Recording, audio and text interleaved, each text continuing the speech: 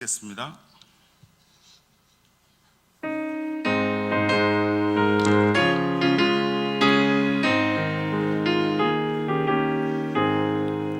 주 예수 내가 알기 전 날 먼저 사랑했네.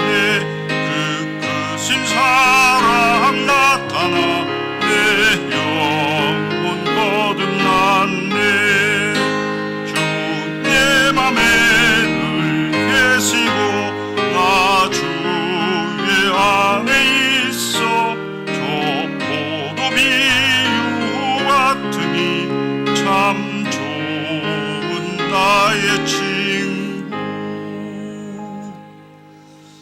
자, 오늘 말씀은 로마서 1장 1절부터 7절까지의 말씀입니다.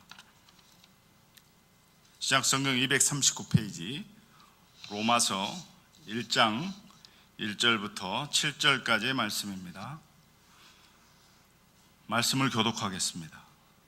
예수 그리스도의 종 바울은 사도로 부르심을 받아 하나님의 복음을 위하여 택정함을 입었으니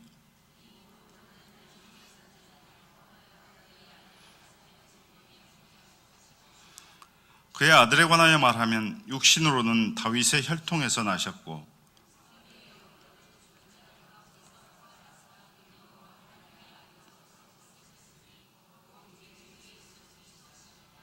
그로 말미암아 우리가 은혜와 사도의 직분을 받아 그의 이름을 위하여 모든 이방인 중에서 믿어 순종하게 하나니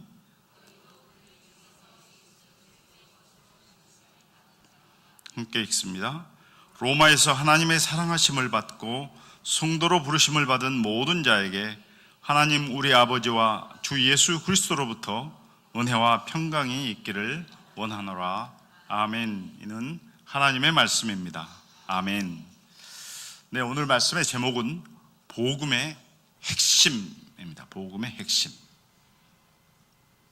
성경은 예수 그리스도를 통한 구원의 그런 역사와 원리를 보여주는 하나님의 계시입니다.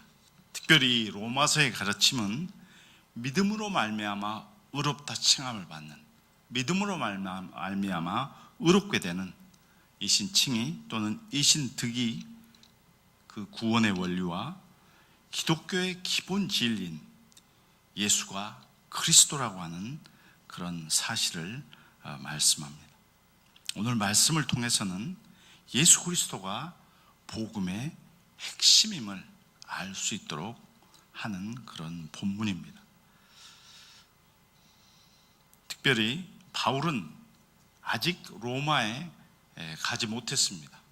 언제가 될지 모르지만 로마 방문에 앞서서 로마에 있는 그리스도인들이 이제 이방 사도들인 것이죠. 로마에 있는 그리스도인들이 이제 사도로부터 직접 가르침을 받지 못했기 때문에 그들이 바른 구원의 진리를 잘 알지 못하고 있었기에 로마 교회 성도들에게 바울이 복음의 핵심, 참 구원의 원리를 주시기 위해서 기록한 말씀이 바로 로마서입니다.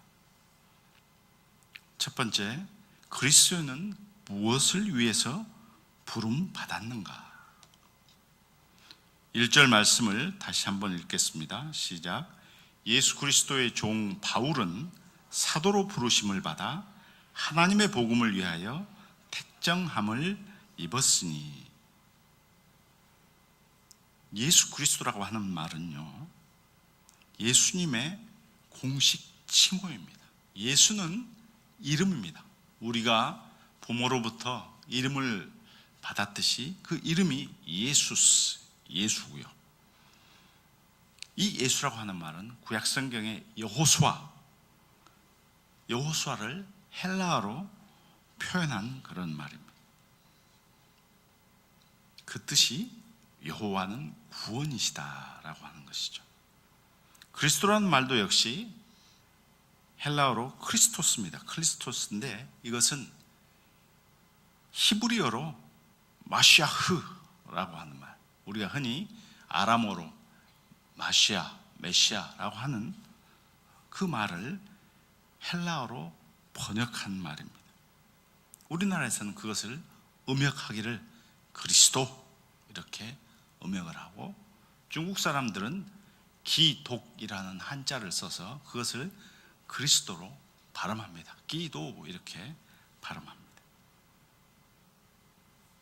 이 그리스도라고 하는 말은 사람들을 구원하기 위해서 하나님께 기름 부음을 받은 자, 세상의 구주, 이런 뜻입니다. 초대교회 성도들이 당시에 예수와 그리스도 이 두 명칭을 붙여서 예수 그리스도라고 부른 것은 인간 예수, 육신을 입고 태어난 인간 예수를 그리스도, 저 구약 성경에서부터 예언하고 계셨던 그 메시아로 인정한다는 그런 말입니다. 누가 예수를 그리스도가 되게 하셨습니까?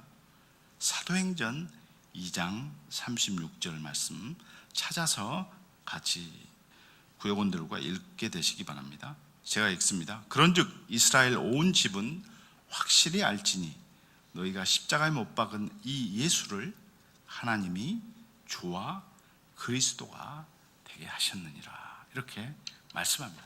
하나님께서 예수를 주와 그리스도가 되게 하셨습니다.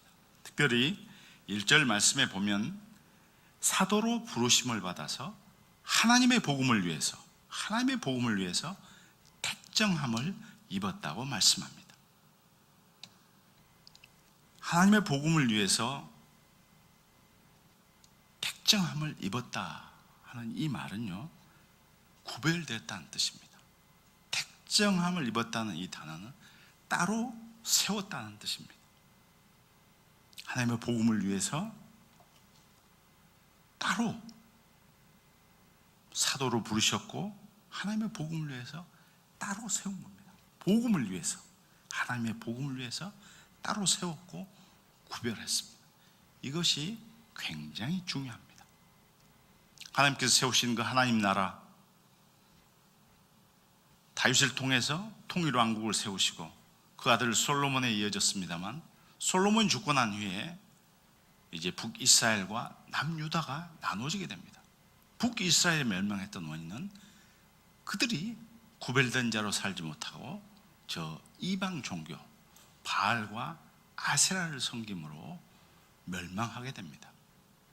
그로부터 약 130년이 지나서 역시 그 이방 신을 섬겼던 저 아합 왕과 이세벨 사이에서 태어난 공주 아달랴를 남유다 왕국의 여호람 왕의 아내로 맞이함으로써 역시 또 이방 종교를, 이방 신을 섬기는 자와 섞이게 됩니다. 구별되지 못한 그들 역시 북이스라엘이 멸망한 후에 약 130년이 지나서 남유다도 멸망하고 맙니다.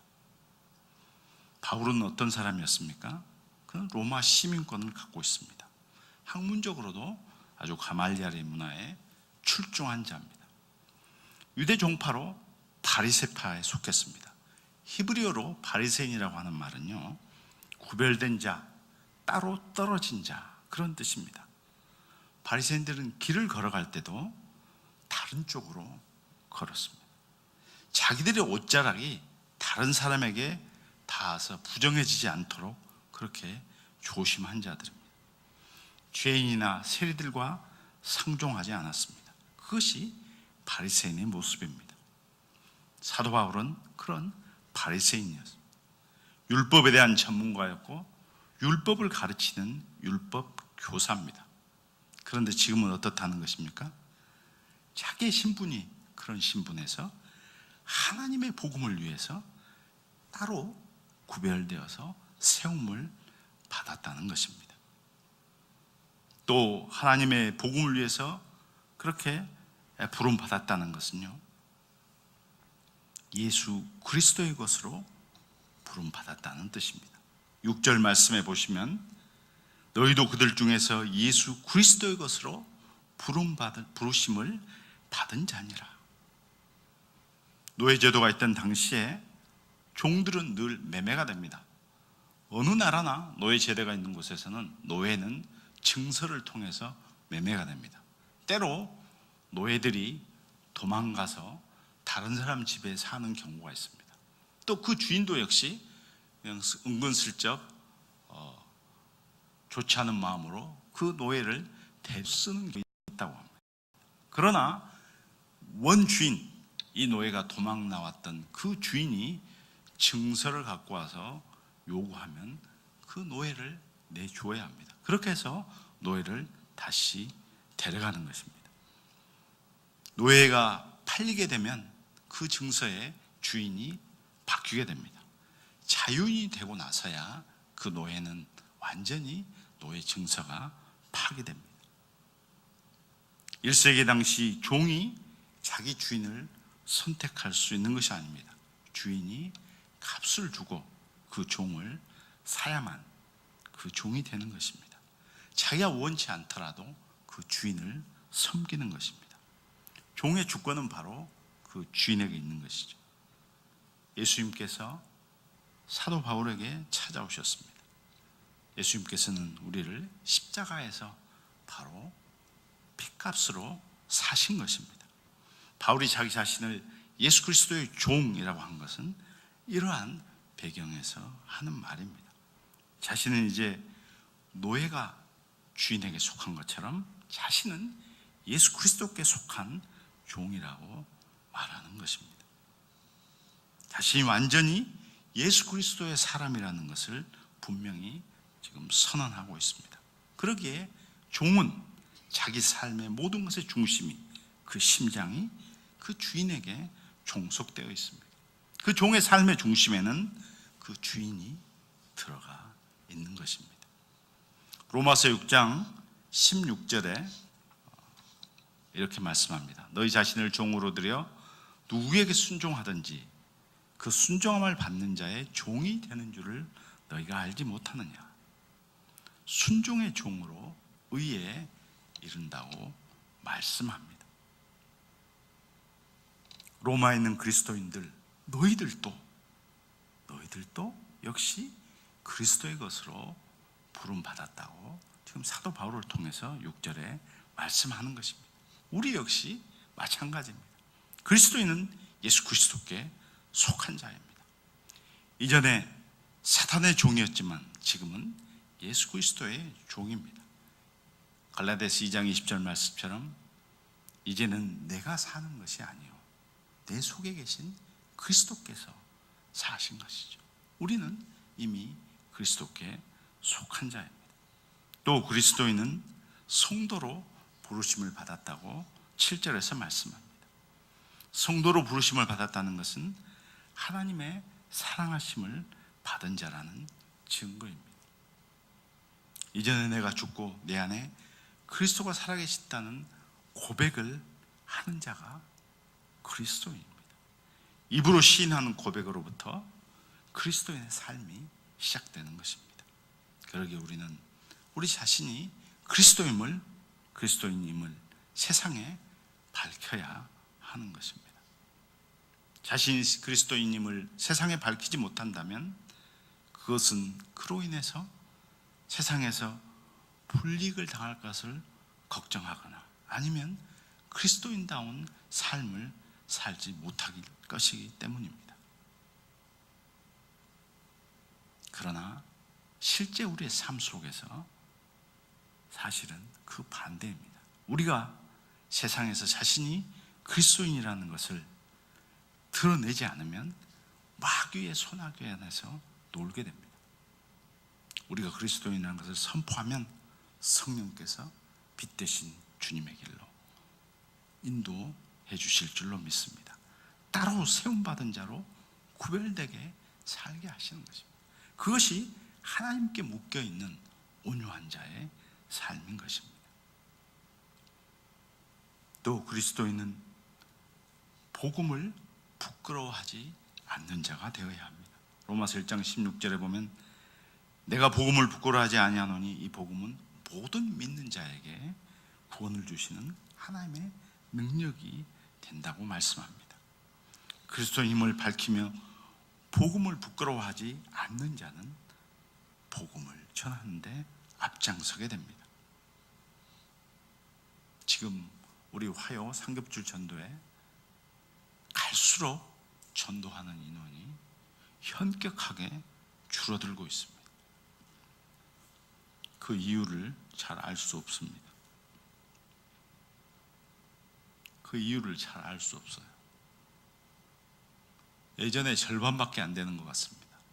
더욱 힘써 주시기 바랍니다. 두 번째는 복음은 누구의 약속인가? 2절부터 4절의 말씀입니다. 복음이란 예수 그리스도에 관한, 2절에 보면 이 복음은 하나님이 선지자들을 통하여 그의 아들에 관하여 성경에 미리 약속하신 것이라고 말씀합니다. 복음이란 예수 그리스도에 대한 하나님의 약속입니다. 복음은 예수 그리스도로 말미암아서 영원한 생명을 얻는다는 좋은 소식, 복된 소식입니다. 다시 말하면 예수 그리스도가 곧 복음이라는 뜻입니다. 복음이란 예수 그리스도로 말미암아 영원한 생명을 얻는 그런 복된 소식입니다. 그러기에 복음의 핵심은 무엇입니까? 우리 주 예수 그리스도입니다. 예수 외에는 구원을 얻을 만한 다른 어떠한 이름도 주신 적이 없다고 말씀합니다. 요한복음 14장 6절을 말씀합니다. 예수께서 가라사대 내가 곧 길이요 진리요 생명이니 나로 말미암지 않고는 아버지께로 올 자가 없느니라. 다른 이로서는 구원을 얻을 수 없는 것입니다. 복음의 핵심이 예수 그리스도시기에 우리의 신앙생활은 그리스도인이 지니고 있는 모든 문제, 내가 어떻게 하면 신앙생활을 더 잘할 수 있을 것인가, 내가 나에게 당하는 모든 어려움을 어떻게 해결해 나갈 것인가, 그 길은 예수 그리스도께로 가는 것입니다. 예수 그리스도께로 직접 가는 길밖에 없습니다. 그 길이 어떤 길입니까? 기도와 말씀을 통해서 우리가 은혜 받는 길입니다. 특별히 복음은 하나님의 약속으로서 육신으로는 다윗의 혈통으로 나신 분입니다. 다윗의 혈통으로 나셨는데요, 특별히 성결의 영으로는 하나님의 아들로 오셨다고 3절과 4절에서 각각 말씀하고 있습니다. 구약 성경에서 누누이 증거하고 있는 것이 바로 이 복음, 메시아를 보냈다는 말씀입니다. 창세기 3장 15절에 보면 아담과 하와가 타락한 이후에 하나님께서 여자의 후손을 통해서 메시아를 보낼 것을 예언하셨습니다. 이사야 7장 14절에도 보면 보라 처녀가 잉태하여 아들을 낳을 것이요 그 이름을 임마누엘이라 하리라고 예언되어 있습니다. 때가 참에 하나님께서 그 아들을 보내셔서 여자에게 낳게 하신 것입니다. 육신으로는 다윗의 혈통으로 나신 것은요, 예수 그리스도께서 인성을 지닌 사람임을 증거하는 말씀입니다. 말씀이 육신이 되어 우리 가운데 거하신다는 그런 뜻이죠. 왜 굳이 여기서 예수가 사람이라는 말씀을 하시는 것입니까? 1세기 당시에 예수 그리스도께서 육신을 입고 오셨다는 그 사실을 부인하는 자들이 많았습니다. 그들이 교회를 미혹하고 있었기 때문입니다. 적그리스도란 무엇입니까? 요한이서 1장 7절에 말씀합니다. 미혹하는 자가 많이 세상에 나왔나니 이는 예수 그리스도께서 육체로 임하심을 부인하는 자라. 이런 자가 미혹하는 자요 적그리스도라고 말씀합니다. 그리스도를 대적하는 자가 어떤 자입니까? 육신으로 오심을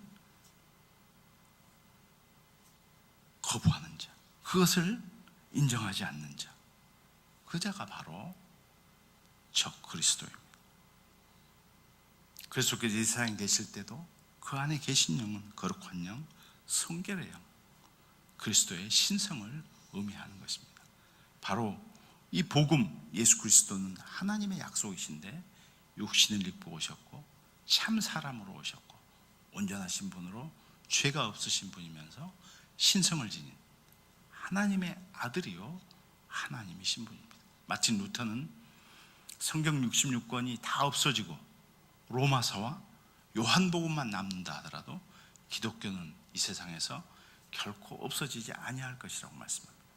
로마서는 그만큼 복음의 진리를 말씀하고 있는, 또 구원받은 백성이 어떻게 살아야 할지를 말씀해 주는 그런 성경입니다. 요한복음은 어떤 성경입니까? 예수가 하나님의 아들이요, 예수가 바로 하나님이라고 증거하는 책이 요한복음입니다. 그래서 이 복음은 하나님의 약속으로서 참 사람으로, 하나님의 아들로, 메시아로, 그분이 하나님으로, 눈으로 볼 수 없는 하나님을 우리가 눈으로 볼 수 있는 예수 그리스도 그 아들로 보내신 것입니다. 세 번째 말씀은 은혜와 직분을 왜 주셨는가 하는 말씀입니다. 우리 5절 한번 함께 읽겠습니다. 시작. 그로 말미암아 우리가 은혜와 사도의 직분을 받아 그의 이름을 위하여 모든 이방인 중에서 믿어 순종케 하나니. 아멘. 바울은 예수 그리스도로 말미암아서 은혜와 사도의 직분을 받았다고 말씀합니다. 그런데 이 직분을 주신 것은, 은혜와 직분을 주신 것은 예수 그리스도의 이름을 위한 것이라고 말씀합니다. 은혜라는 것은 결코 우리가 받을 만한 자격이나 공로가 없음에도 불구하고 주는 선물입니다. 직분이라는 것은 섬긴다, 봉사한다는 그런 뜻이지 않습니까? 사도 바울은 자기 자신이 나이가 나된 것은 하나님의 은혜로 된 것이라고 말씀합니다. 우리 역시 그런 고백을 하는 자입니다. 그러기에 직분보다 은혜가 항상 먼저인 것입니다. 직분으로 일하려고 하는 사람이 있습니다. 직분의 권위를 앞세우는 것이죠.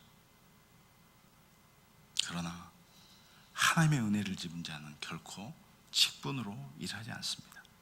우리가 주님 몸된 교회 안에서 여러 가지 직분을 맡고 있지만 늘 하나님의 크신 은혜, 그 은혜를 인해서 우리가 이 직분을 감당하게 되고 주님의 몸된 교회를 섬기는 줄로 믿습니다.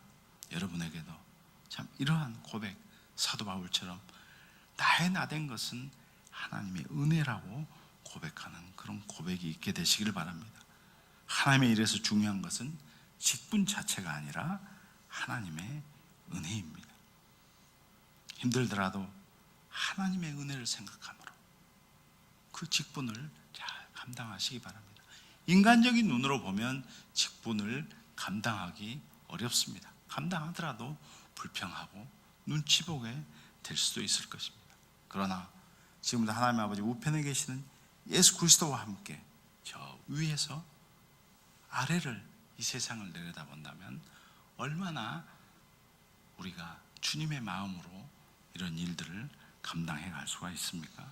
그러기에 복음을 믿음으로 순종하고 주님을 영화롭게 하는 것이 은혜 받고 직분 받은 그리스도인의 삶의 모습입니다. 그리스도를 위해서, 그리스도의 이름을 위해서, 그리스도의 영광을 위해서, 복음을 위해서 하는 그런 은혜가 구역장 여러분에게 함께 하시기를 주님의 이름으로 축복합니다. 기도하시겠습니다. 하나님 아버지, 은혜를 감사합니다. 저희들 특별히 상인교회 안에서 구역장 삼아주시고 지금까지 에베네셀의 은총으로 인도하심을 감사합니다. 하나님 아버지께서 뜻이 있어서 저희들을 이곳에 세우셨사오니 저희들이 부르심 받은 것은 구별되이 세우시고 하나님께서 저희들을 충성되이 여겨서 직분을 허락하신 줄 믿습니다. 예수 그리스도의 것으로 성도로 주님의 몸된 교회를 위해서 부름 받았습니다. 주님, 복음이신 예수 그리스도를 늘 바라보며 저희들 승리케 하여 주시옵소서. 주님께서 저희들 은혜 베풀어 주시고 직분 주셨사오니 오직 충성스럽게 이 일을 감당함으로 생명의 멸류관을 받아 쓰는 복된 구역장들 되게 하시옵소서. 내일 모레 또 이렇게 구역 예배를 모일 때 하나님께서 크신 은혜로 덧입혀 주시옵소서. 감사하고 예수 그리스도의 이름으로 기도드리옵나이다. 아멘.